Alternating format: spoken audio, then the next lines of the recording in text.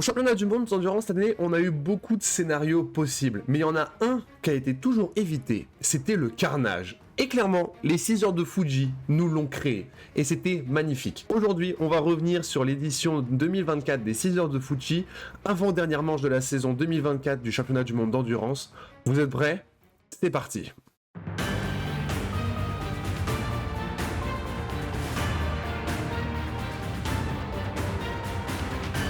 Commençons simplement par le LMGT3. Dans cette catégorie GT, c'est la numéro 54 de Ferrari AF Corse Vista qui l'a remporté, pilotée par Davide Rigon, Francesco Castellacci et Thomas Flor, suivi de la Porsche 92 du Pure RX Racing et la BMW WRT numéro 46. En GT, honnêtement, on a eu une course assez passionnante, beaucoup plus que n'importe quelle autre course de la saison, je trouve. C'est pour moi la course référence en GT.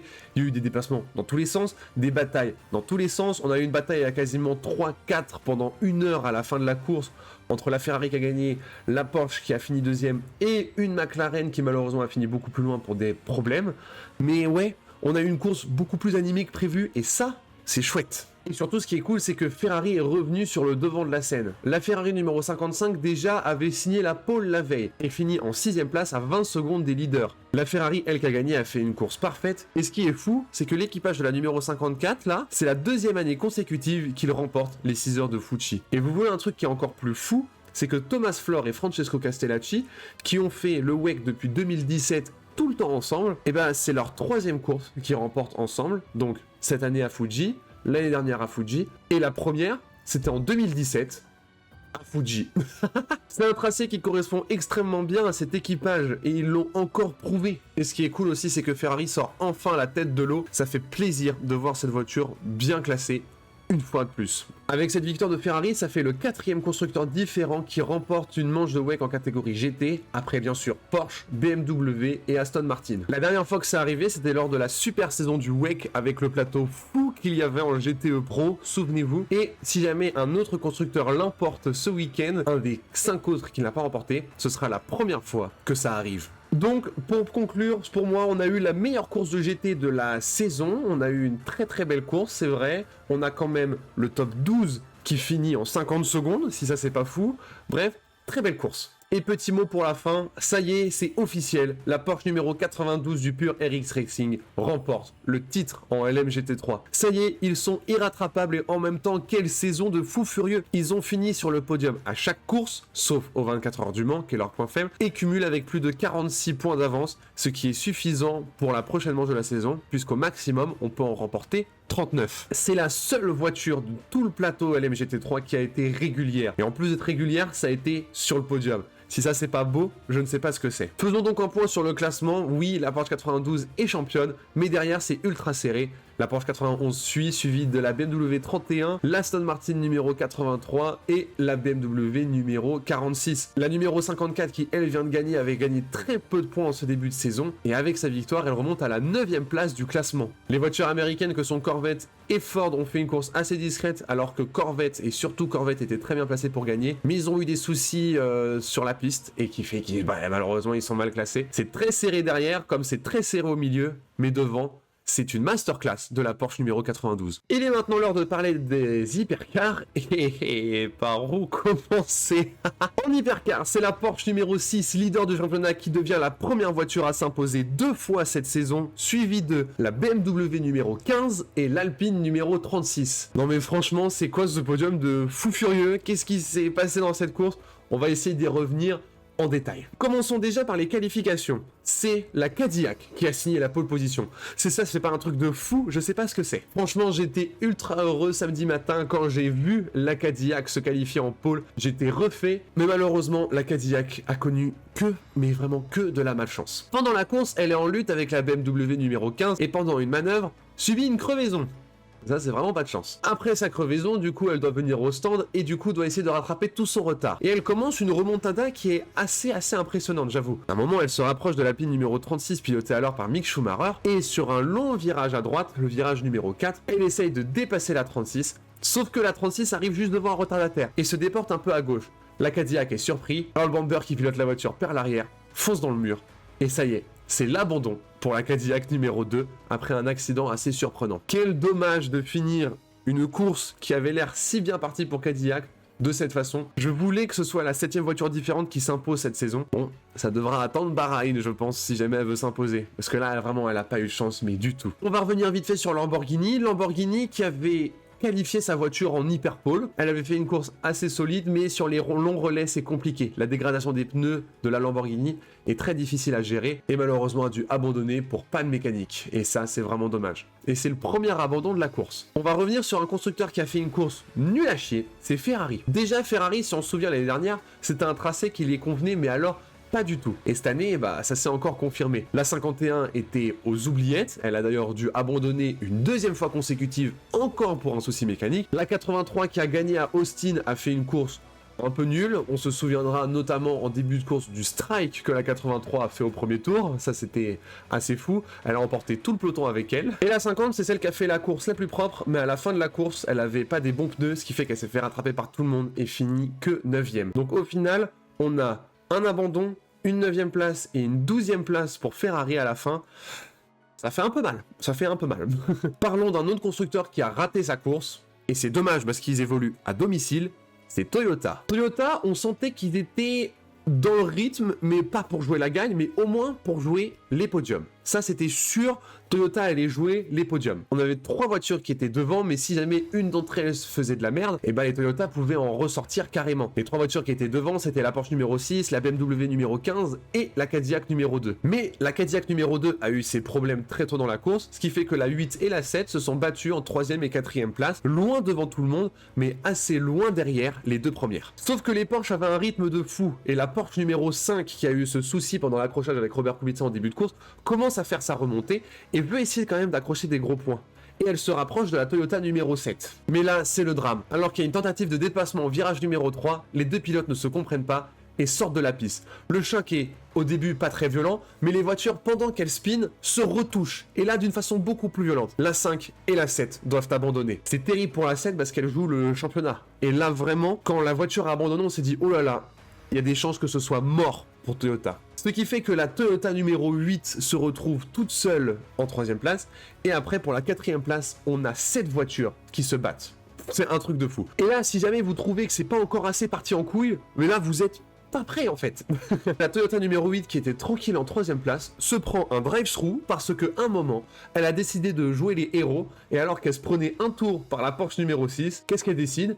Et ben ceux de se battre. Du coup elle ne respecte pas les drapeaux bleus, drive-through de pénalité. Ce qui fait qu'on retrouve l'Alpine numéro 35 sur le podium. Et ça c'est un truc de fou. Tout le monde est ultra content, ça fait ultra plaisir de voir Alpine sur le podium. Sauf que l'Alpine numéro 35, à un moment, est rentrée dans une GT, je crois une Corvette, et du coup, elle se prend un drive-through elle aussi. Ce qui fait que la numéro 35 sort du classement. Et là, on a donc 7 voitures qui vont se battre sur le podium et qui sont ultra serrées. On a les 2 Porsche Jota, la Ferrari numéro 50 qui alors est en 3e place, les 2 Peugeot et l'Alpine numéro 36. Et là, on a 2 voitures qui sont vraiment, d'un point de vue rythme de course exceptionnel. C'est la Peugeot numéro 93 qui se débarrasse à tour de rôle de la Ferrari numéro 50 et des 2 Porsche Jota. Mais la voiture qui était vraiment la plus rapide, c'était l'Alpine numéro 36. L'Alpine numéro 36 finit donc sur la dernière marche du podium, à 42 secondes des leaders. C'est un truc de fou. Alpine a réussi à monter sur un podium cette saison au WEC. C'est ultra prometteur pour la suite. On retrouve en 4e place la Peugeot numéro 93. Et oui, on a une Peugeot en 4e place, ça fait ultra plaisir. Suivi des 2 Porsche du team Jota, la 12 devant la 38. On a ensuite l'Alpine numéro 35 qui est qualifiée. Puis la Peugeot numéro 94 qui marque ses premiers points cette saison. Vraiment, on a eu des batailles de fous furieux pendant la dernière heure en concerne toutes ces voitures là pour se battre là. C'était vraiment fou, il y avait des rebondissements dans tous les sens, c'était génial. On va parler vite fait de la Porsche Jota numéro 12, ça y est, c'est officiel, elle est championne du championnat du monde des équipes hypercar, devant donc sa coéquipière la 38, la 83 et la numéro 99 du team Proton. Bravo à eux, ils ont fait une saison de fou furieux, ils méritent cette victoire. Bravo. Il nous reste 3 voitures sur lesquelles on n'est pas revenu, ce sont les 2 BMW et la Porsche qui a gagné. On va parler vite fait de la BMW numéro 20. Encore une fois, elle a manqué de chance toute la course et malheureusement a dû abandonner. C'est vraiment dommage pour la BMW numéro 1 qui faisait un début de saison presque incroyable. La BMW numéro 15, c'est l'inverse. Le début de saison était horrible et elle a amélioré au fur et à mesure de la saison. Le rythme de course de la BMW numéro 15 était sensationnel. Elle mérite amplement sa deuxième place au classement. Elle finit à 16 secondes des leaders et à quasiment 30 secondes d'avance sur l'Alpine qui a fini 3e. Magnifique course de la BMW numéro 15. Vraiment, chapeau. Clairement, on voit la progression exceptionnelle du team WRT avec BMW en hypercar. C'est fabuleux. Est-ce qu'on va les attendre au tournant pour les 8 heures de Bahreïn? Est-ce qu'ils peuvent jouer la gagne aux 8 heures de Bahreïn? Ce serait fou, non? Mais ce serait mérité. Amplement mérité. Passons maintenant à la dernière voiture de la grille, la Porsche numéro 6, qui a fait la course parfaite. Pendant les premières heures de course, la BMW numéro 15, la Porsche numéro 6 et la Cadillac numéro 2 se jouaient la gagne. C'était vraiment les trois voitures qui avaient le meilleur rythme de tout le week-end. Puis la Cadillac a eu ses soucis et la BMW a eu quelques petits soucis de rythme. Et là, la Porsche s'est envolée dans le classement. Elle s'est jamais fait déranger pendant presque toute la deuxième partie de la course. Course amplement maîtrisée pour la voiture qui est en tête du championnat du WEC. Surtout que là, ils prennent une option de fou furieux sur le championnat. Les deux voitures avec qui la Porsche numéro 6 est en lutte pour le championnat ont fait une contre-performance énorme pendant cette course. La Toyota numéro 7 n'a pas gagné de points et la Ferrari numéro 50 en a gagné que 2.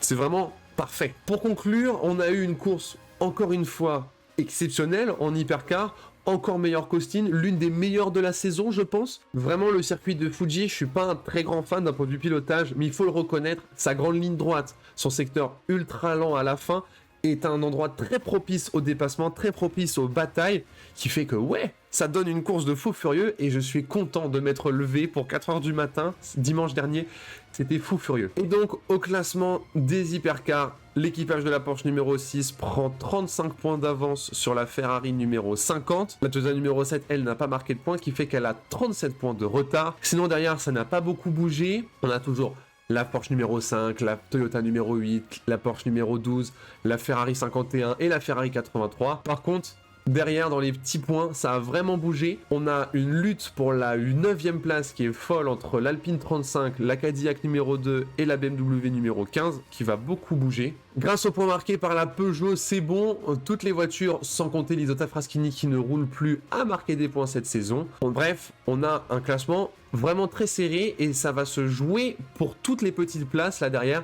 En tête, ça va être plus compliqué. Au point de vue des constructeurs, Porsche repasse devant avec 10 points d'avance sur Toyota et 27 face à Ferrari. Vraiment, même si le championnat pilote et voiture est vraiment moins serré, au championnat constructeur, il peut encore se passer des dingueries. Cadillac, avec sa contre-performance, est passé 7ème et Peugeot, BMW et Alpine sont passés devant. C'est vraiment fou. D'un point de vue de la Coupe du Monde des équipes, on a donc le titre pour la Porsche numéro 12, mais derrière, entre la 38, la 99 et la 83, clairement, c'est ultra serré, il n'y a que 7 points d'écart entre ces trois voitures. Voilà, ça y est, le championnat du WEC arrive à sa dernière course et ce sera à Bahreïn début novembre. Même si 2 titres sur les 4 sont déjà joués, le championnat constructeur est ultra serré. Par contre, le championnat des voitures en hypercar, là, il est beaucoup moins serré. Pour que la Toyota numéro 7 soit championne, il faut qu'elle gagne la course au minimum et que la Porsche numéro 6 ne marque aucun point. Alors oui, c'est possible, mais ça va être ultra compliqué. Pour que la 50 soit championne, il faudrait